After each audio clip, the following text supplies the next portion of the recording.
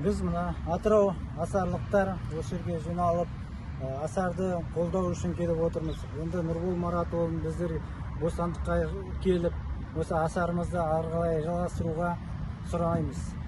Біз осы асар баспанадан өзіміздің үлкен мүмкіндіктерімізді алып отырдық. Бұл жерде компанияның шығарып жатқан өнімдерін пайдаланып, денсаулығымызға пайдаландық. Басқа да өнімдерін алып, ақшамызды үстіне көбейтіп отырдық. Біз асарды қолдаймыз. Алда уақытта біз бәріміз осы асар баспана бойынша осы сұранысымызды бұлшытпай орындағанын жақсы көреміз. Алға қарай осы тұрғанымыздың бәрі жартымыз пенсионерміз, инвалидпіз. Біздің сұрауымыз Нұрбол мырзамызды ортаға келіп, ары қарай осы асар баспанамызды жалғастырып, біз сенімдіміз, болашақта Қазақстанға молшылығымыз тиетініне сенімдіміз осы асарлықтар. Біз асармен біргеміз. Нұрбол мырзамыз ортаға келсін. Асар баспана жасасын қыздар. Асар баспананың біздер салушыларымыз.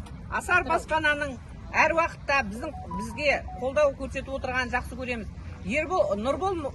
Нұрбол Маратұлының біздерге қолдау көрсетіп, ол кісінің ортамызға келгенін қалаймыз.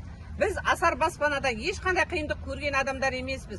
Әр уақытта біздерді қолдап, кредитімізді жабуға, жағдайымызды дұрыстауға, баспана алуға, көлік алуға жағдайымыздың бәрін жақсартып алған кезде бізді аяқ астынан жауып тастап, өте қиын жағдайға қалдық. Біздер негізі зейнеткерлеріміз отырған, көпшілігі асарға салып отқан адамдардың көбі зейнеткерлер. Сондықтан Атырауда орналасқан асар баспананың, сонымен бірге басқа қалалардағы асар баспананың офистарын ашып, соны қайтадан Нұрбол баламызбен жұмыс істеуге жағдай жасауын үкіметтен сұраймыз. Әр уақытта біздер асармен біргеміз. Асаршылар жасасын, ура!